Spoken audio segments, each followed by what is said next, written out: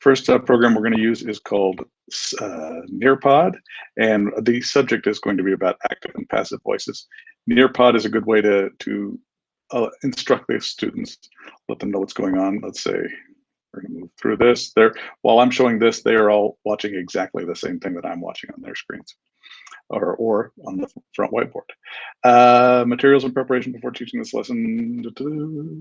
Let's dive in. That's what I'm trying to do here. Okay, so this will give the students a chance to give out their own ideas about what's going on, and it's a good way for me I can preview what they say, and actually I can choose to post it based on whether I think it's good enough or not, and I can also discuss it, and it gives the students who don't usually talk in class a good opportunity to speak to what's going on. Sorry, I'm a little rushed. Then we do a skill builder. Let's see, let's try the skill builder. In this one, passive voice, the sausage was eaten by Ryan. The active voice, Ryan ate the sausage. To change the sentence from passive voice to the active, you must change the subject so that instead of the verb being done to it, the subject does the verb. So the bee's nest was removed by the gardener, and then the student would write, and I could do it over here, but I'm not going to. The student would write, the gardener removed the bee's nest. Lots of other good stuff on that. Let's move on to the next one. Time's up. So the next one we're going to be using, sorry about that, was Ed Puzzle, and it's speaking in my head right now.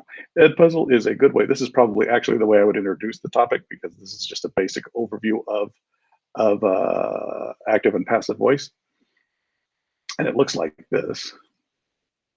This is a way to show videos and have students watch them on their own and be able to show that they, first of all, this will report on what exactly they did on the air, and it also gives them opportunities once they get to certain sections. The video will pause and gives them a chance to answer questions about it. Which type of sentence is the subject doing the action? Is that the active voice, or the passive voice, or both? And then you just go on, they submit it, go on to the next one. Hey, good job. And tells them if they did well, and then For starters, its structure can feel clumsy and unnatural, which makes your writing harder to read. It also tends to use more words than the active voice. Over the course of a document, all those extra words can make your writing drag. And again, they get to check how they're doing as they go, and I get to see it too. And it's a good way to report that they're getting the information, and it gives them a little incentive to get through there too. Passive voice. Sarah was called by Morgan. Morgan called Sarah. Sarah was called by Morgan. The passive voice. And again, not much time. Here's how to spot the passive voice. Look for phrases like last one I'm going to be using has been cleaned, or will be built. Each one has a to be verb. IXL is something I've been using for quite a while, and I'm a big fan of. IXL is a way that I'm going to use to help assess how they do on it, and it provides them questions specifically about it. Means if teachers are fascinated, your stories fascinate. I guess fascinate or fascinated. Fascinate. Please be right. Yeah, I'm right.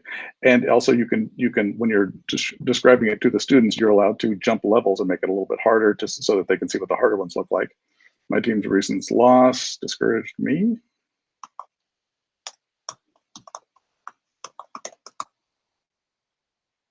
Okay, remember, if I miss this, it's because I'm working very fast. We can go to the higher level, which is, I think, writing the whole sentence. I am irritated by that noise. That noise. Oh, you know what? Let's get this wrong. I just put that noise. And then it explains what it should be, what the rules are, and how to fix it. And it's if they pay attention, it's very good. And it also keeps their score up here. I usually have them go to about 80 to get full credit, and then anything above that is extra credit, so that they, some of it's very difficult. Oh, if it is very difficult though, got it. If they can't do it and they're really struggling, let's say go back to the original level. They're really struggling, then they can go back to an earlier version of this where identify them first, learn how to do that. They can go back to easier things to manage. So it becomes a way for them to learn learn the skills that they haven't mastered yet, and they can just keep going back until they get to the part where they feel comfortable, and then build forward from there. So if they use it, it's a very good tool. Thank you very much.